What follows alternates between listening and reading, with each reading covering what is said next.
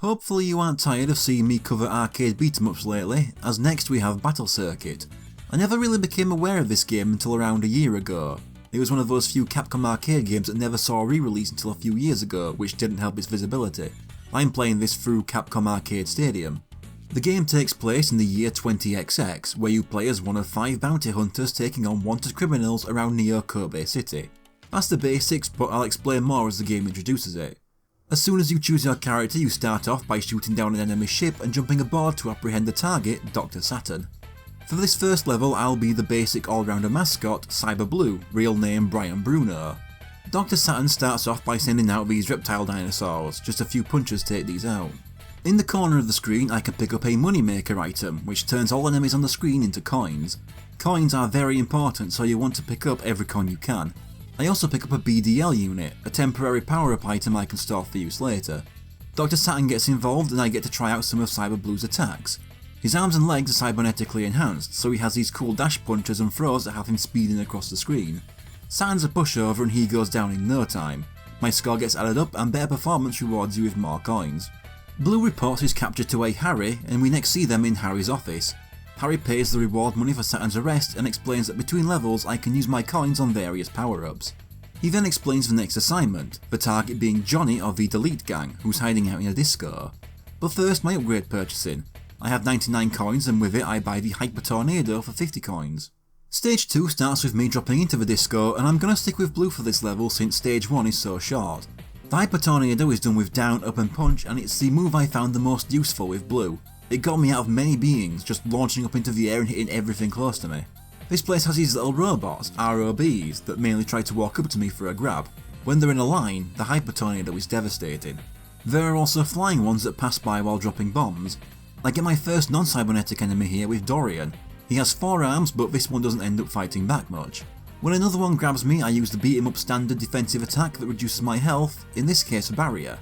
Overall, I found Blue to be a fun character and a good first impression for the game. Those dash punches and the Hyper Tornado never got old.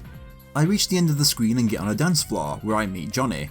He's an Elvis impersonator who fights with a massive guitar. He has a spinning attack, a mid-air splits kick, and can shred the guitar to cause explosions around the arena. He's also regularly backed up by 2 ROBs. After taking enough damage, he gains extra speed and starts throwing me high into the air, but he's still a pushover who goes down quickly. Johnny drops a disc for something called the Shiva system, and Harry demands we return it right away. Before he can explain what it is, a newly broken free Dr. Saturn shows up and pinches it before taking off. Now we'll move on to Diana Martinez, Yellow Iris. Using the coin she has now, I buy an upgrade to her aerial dance, done the same way as the Hyper Tornado. Stage 3 starts with us chasing Dr. Saturn into the streets. We demand he returns the disc, but instead he speeds off and leaves behind his gunbots to deal with us. Yellow Iris is a speedier character, with her own rising attack, a dashing jump attack, and a rapid whipping attack by mashing the punch button. She was a character I enjoyed more than Cyber Blue for most of the game. Her speed and those rapid attacks letting me destroy the enemies much quicker. But as the game went on, it caught up to me. As it turns out, 50 straight minutes of button mashing to kill everything faster at my age after 25 years of playing games ends with quite a bit of strain. By the end, I just couldn't pull off her attacks as well since I was so worn out. After a few waves of gunbots, I quickly catch up to Saturn. He fights while driving his hovercraft, the Black Elephant. He has its own barrier attack, but he's still a wimp and constant aerial dancers bring him down. Using a BDL unit as Iris grants her a temporary speed up, for Blue it was a strength up. Saturn doesn't last long, and as we demand he return the disc, we get interrupted again. This time it's by Barbara of the Delete Gang, out for revenge for Johnny's defeat. This gives Saturn the chance to escape. This leads to the second section of the stage, where I hop on this jet bike and have to keep shooting Saturn while picking up coins and avoiding obstacles. Obstacles like moving mines. I can also jump off upturned bits of road. Saturn gets away and I reach the end, which is at a cliff.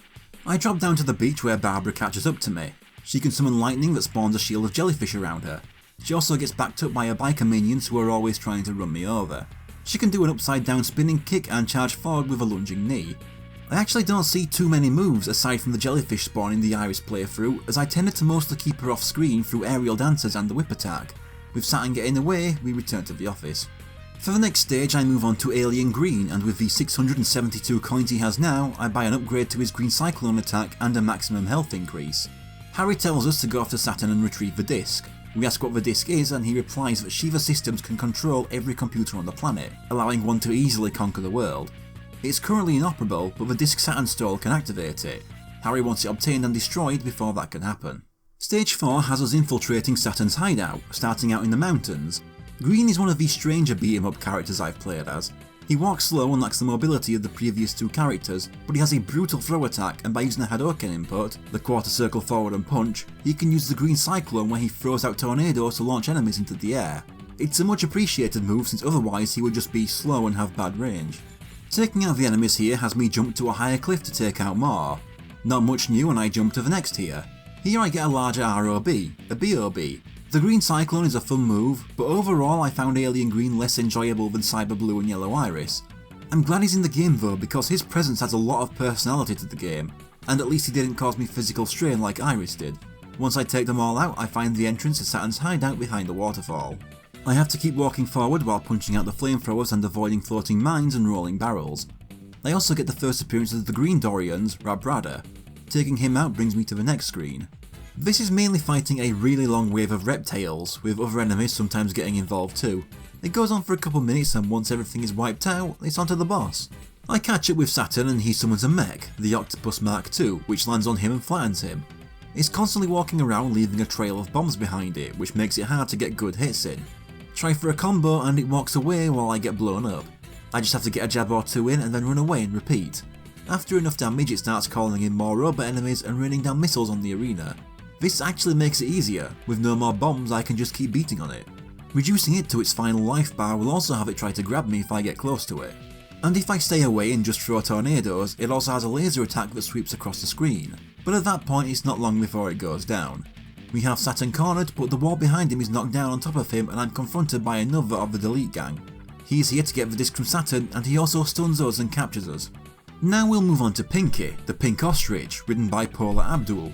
I buy a health upgrade before starting stage 5.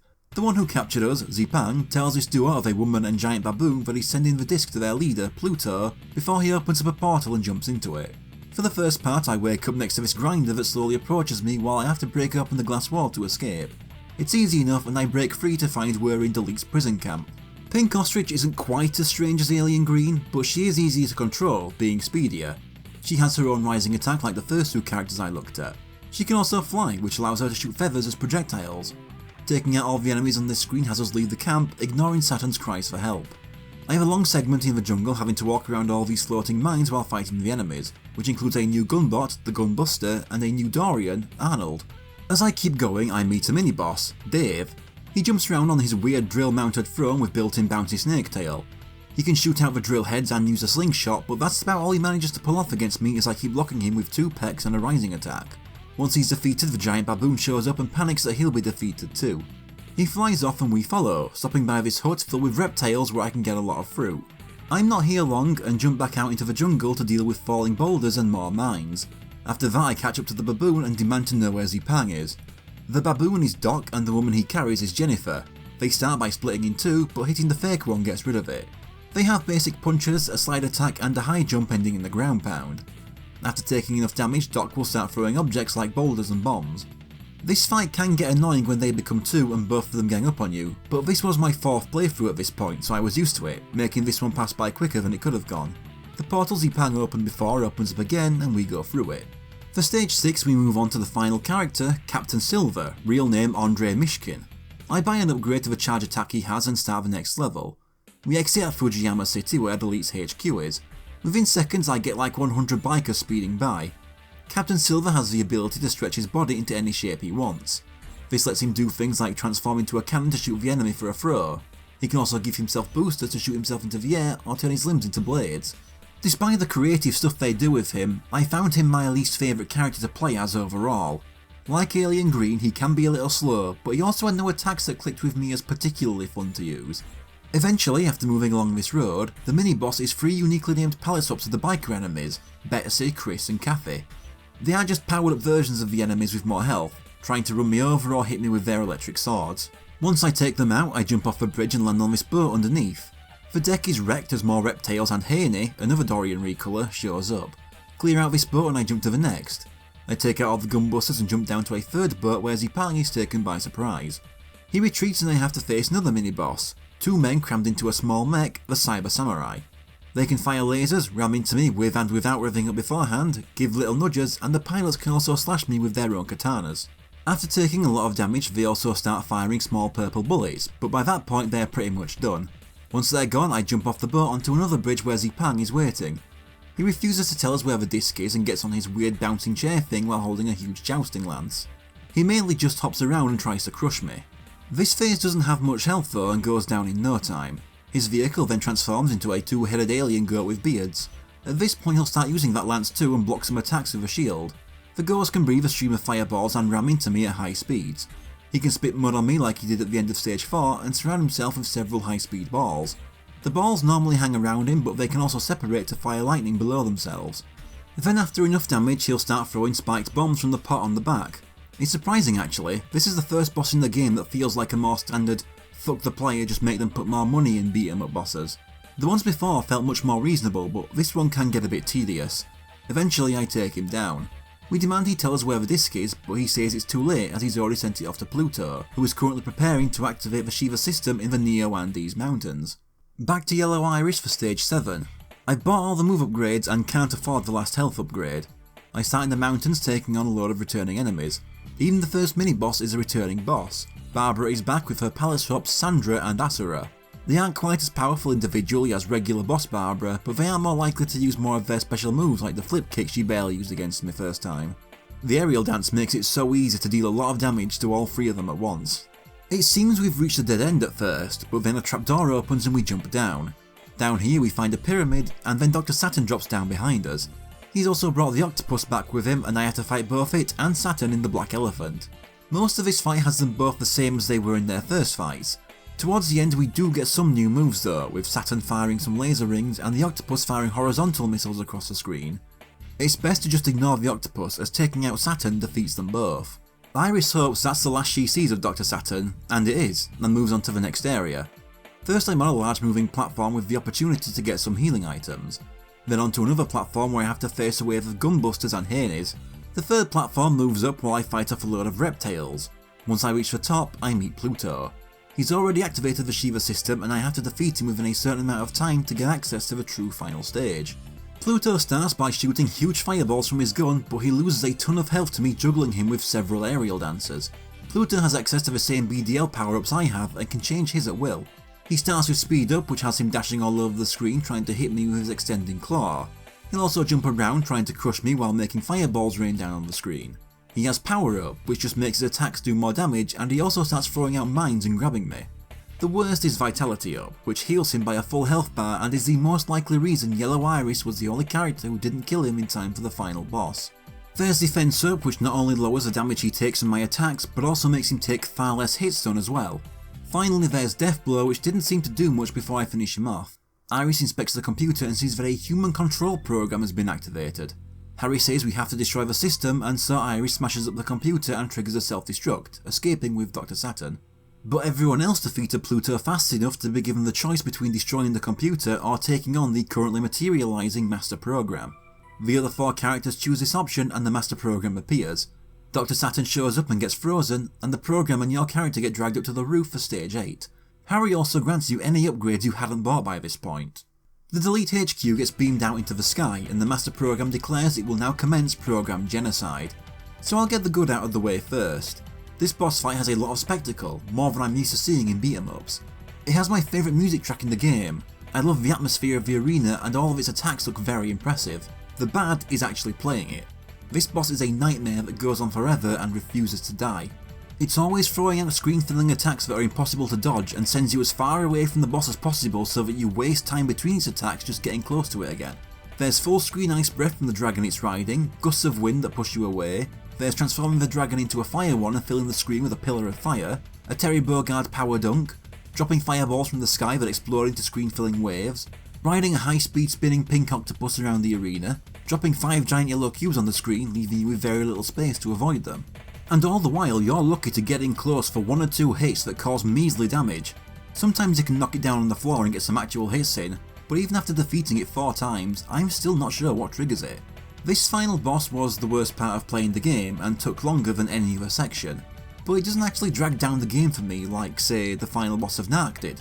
The fact that it's entirely optional, requires doing well at the previous boss, and even then you can choose to not fight it and still get an ending helps. And unlike back in Narc, you don't have to start it from the beginning if you die. This goes on forever, and every time I was so thankful when it was done.